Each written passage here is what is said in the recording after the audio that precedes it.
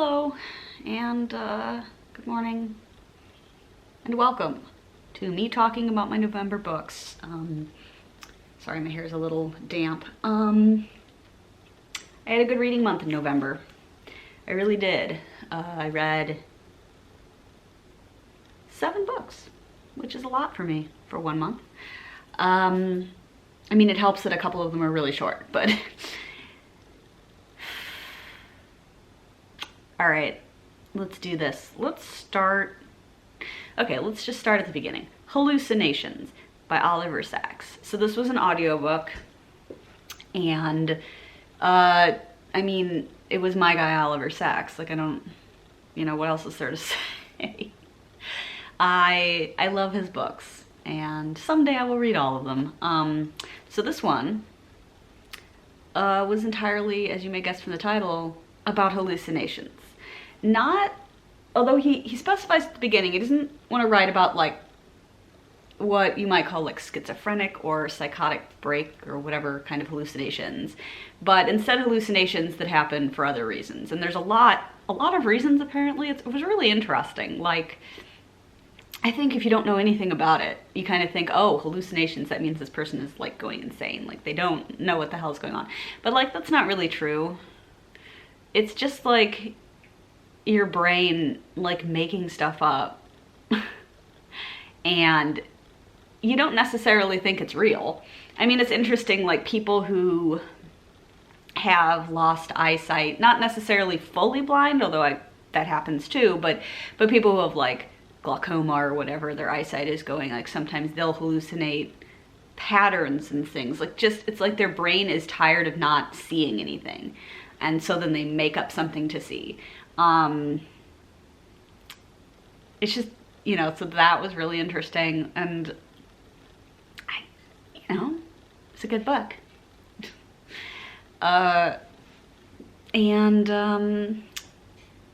He talks a lot also about like drug-induced hallucinations. Apparently, Mr. Oliver Sacks did a lot of drugs back in the 60s, and he wants to tell you about it.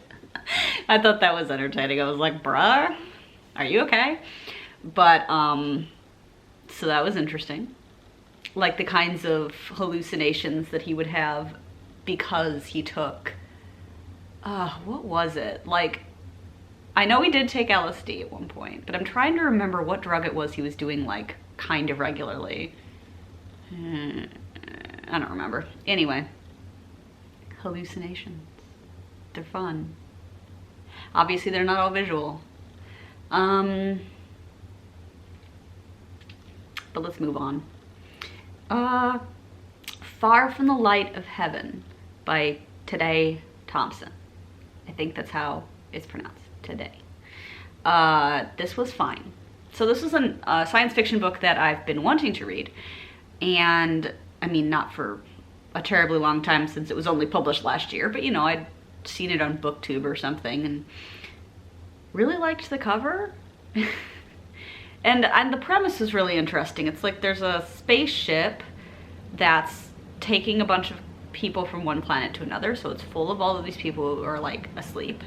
And then some of these people turn up murdered. And a detective from the planet that they've come to gets on the ship and is trying to figure out what's going on. There's a bunch of other stuff happening in the book though. I thought it was fine.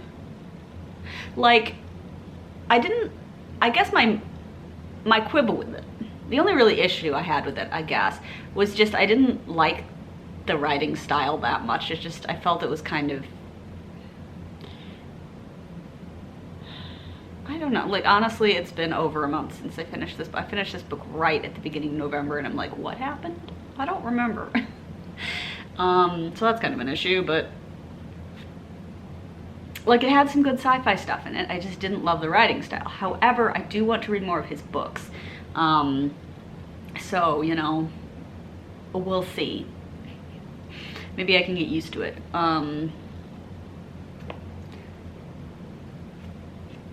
Also, I did feel like he was trying to go for these characters who are all working together to try to solve this mystery become fairly, maybe a little bit too close considering the short period of time that this takes place. I don't know, it just didn't like work for me, because I was just like, what? It doesn't make sense to me.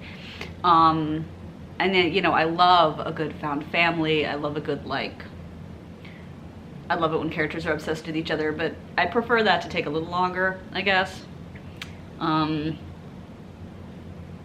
Also the aliens. The aliens were interesting. So he says at the end of the book, in the acknowledgments, that he wanted to create aliens that were not an other in the way that aliens often are in science fiction.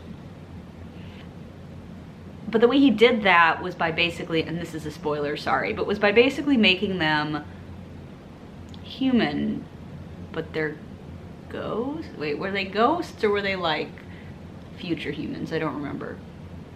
Maybe ghosts. Anyway, I was like, well, I respect not wanting the aliens to be an other, but aliens are an other, inherently. So it's a little bit difficult. But also, like, I don't know, it just kind of felt like, well, I mean, I've watched way too much Star Trek. Are the aliens really an other in Star Trek? Or are they just humans with bits on their faces? They're basically all humans. They're not that different. So, you know, you can write science fiction where the aliens aren't particularly different. Anyway, whatever. It was kind of interesting, but I don't know, I just felt like it was, like, less of an interesting twist than I was hoping for, I guess. Okay, but speaking, what am I saying? Speaking of books, yeah, that's what this whole video is. Okay, let's move on. Gideon the Ninth by Tamsin Muir. I fucking loved this book, okay? I loved it. This was my jam. All right, so this is more like fantasy, but it is set in space, kind of. And it's completely bonkers. I've heard it described a lot as lesbian necromancers in space, and like that's accurate, but that doesn't encompass the full of what this is. Like basically Gideon is an orphan who was raised by the Ninth House. There's 9 houses. I don't know. They all have their own planets, they all have their own weird shit, but they're all necromancers. And she's not a necromancer, because like not everybody is, but she's been raised by the Ninth House, but also largely mistreated by them her entire life. Naturally, she wants to leave. And the daughter of the Ninth House, who is like the heir to their, not throne, but like, you know, heir to being in charge of the Ninth House, has basically been tormenting her entire life, because they're around the same age. And it's very like, okay, and then the emperor or somebody is like, I want new, what were they called? It was basically like, he wanted like every house to send their heirs, and like they were gonna kind of go to this one place and try and become this level of necromancer that I can't remember the name of, but like, it was really like, there was a lot of weird shit, like a lot of necromancy stuff, like a lot of magic, basically, all of it very like dark and creepy, involving like bones and blood and, you know, souls and stuff, and that was just really delightful. And I really liked the way it was written. I thought it was very like entertainingly written in the language, and it was really funny, and Gideon is hilarious. And also, it's got one of those arcs where like Gideon and Harrow really hate each other, but they're also the only other person the other one has, kind of thing. So I wouldn't call it enemies to lovers necessarily, because they don't become lovers by the end. But that seems to be the general trajectory a little bit. There's also a bunch of other great characters in it, and just weird shit going on. I really liked it, and I'm very much looking forward to reading the sequel. Okay, from that, which was great, to another book I didn't like that much, Fearless Girls, Wise Women, and Beloved Sisters by Kathleen Reagan. So, okay, this one was on my to-read list for the year, because it was the one book that was on there because it's been on my Goodreads TBR for the longest. Like, I always take whatever has been on there the longest and put it on my list, right? 3 years running now. But, you know, there's kind of sometimes a reason why I haven't read those books yet. Maybe. So, back in 2013, I put this on the list, and now it's like, okay, time to read it, I guess. So it's about folklore. Like, basically, it's a bunch of stories that she's taken from folklore and put in this book, and all around the world, all of these different cultures, but the thing that they have in common is that the stories all are about female characters. like as the main heroic character. And the stories themselves were fine. Like, folklore is just not that interesting to me, really. Because, you know, the stories, they're not that complicated. They're not that deep. They're not that interesting. Sometimes they have a bit of cleverness, but it's always very convenient. Because you know what kind of stories these are. Like the Brothers Grimm, but from all around the world. That kind of thing.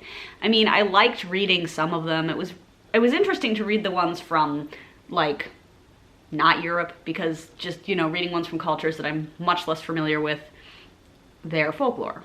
Like Europe, I'm kind of already there. I know the drill. But anyway,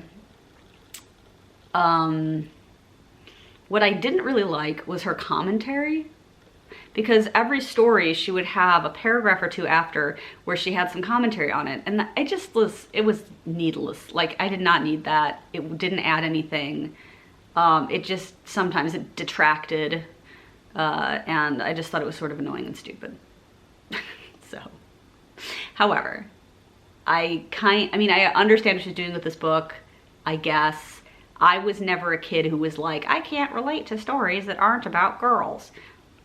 Probably because I'm non-binary, but like, I didn't know that when I was a child. I just didn't give a shit, you know?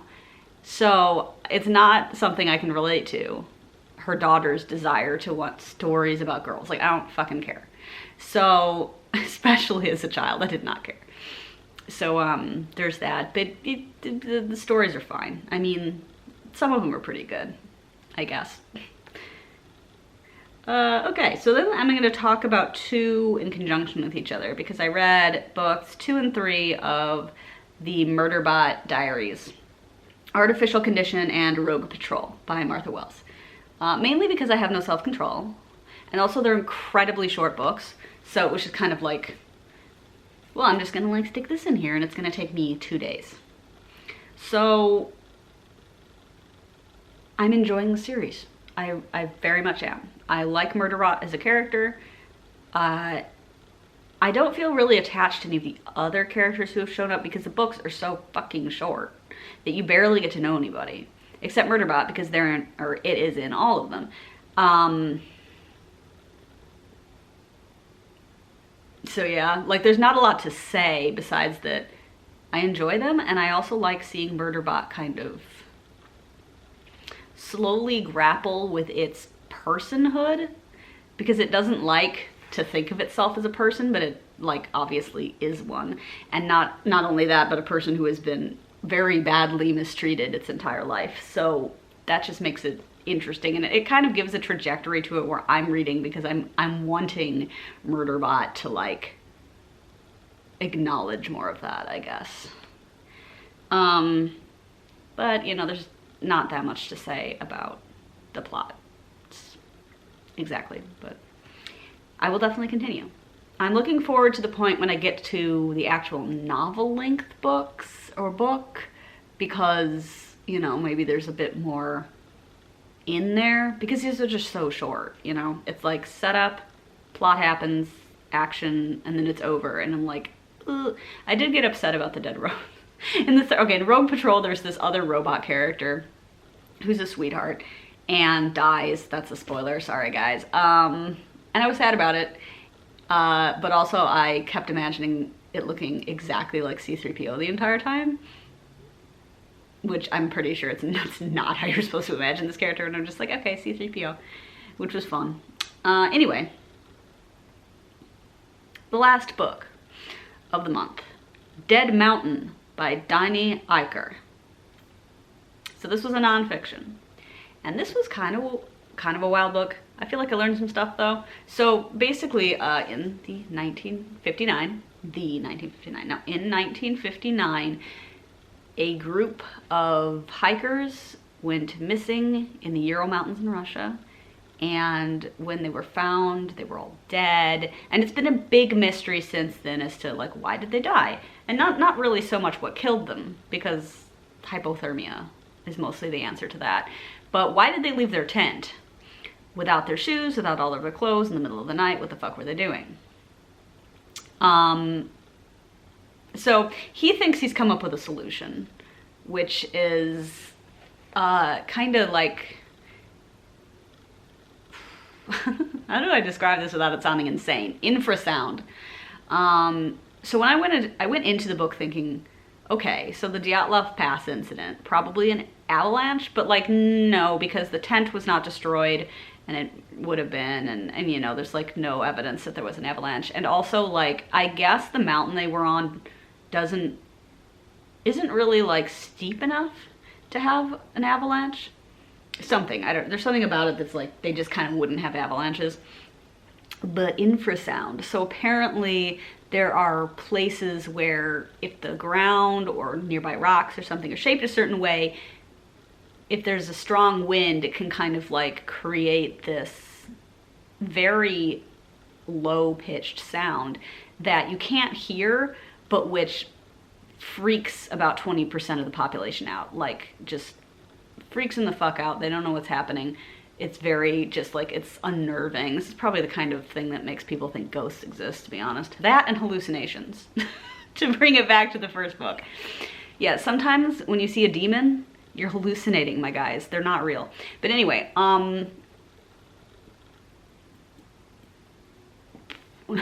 what's happening? What am I saying? It was really interesting. Like, I definitely learned a lot more about the Dyatlov Pass incident and about the people involved. And it was sad too, because like, you're reading about these, you know, these college students who just want to go on this like hike / skiing trip, and they're like part of this hiking club at their university. And, you know, they all went to Ural Polytechnic Institute, which is called Ural State University now or something. The name has changed, but it's in Yekaterinburg, which is also where a bunch of gulags are, so that's fun. And also, it's where the fucking Tsar and his family got shot, got murdered. So a lot of stuff has happened in the fourth largest city in Russia that I've never heard of because I'm stupid. But anyway, that's where where their Polytechnic Institute was. And so then they were on their like winter break, and they went to do this hiking trip, which I think sounds completely insane because it's like very cold, very snowy, and I wouldn't go to the Ural Mountains in the winter, but whatever. So they were like experienced hikers who were trying to get like a hiking certificate at like the next level or something. So like they had to record a whole bunch of stuff about their trip, and I guess they were going to submit it to some organization when they came back. But yeah, it's just really sad because they were all fairly young, except for the one extra guy who came along who was not. But Dyatlov, and they named the area after the leader of the group, Dyatlov. So like, that's not what it was called when they went. That would have been weird.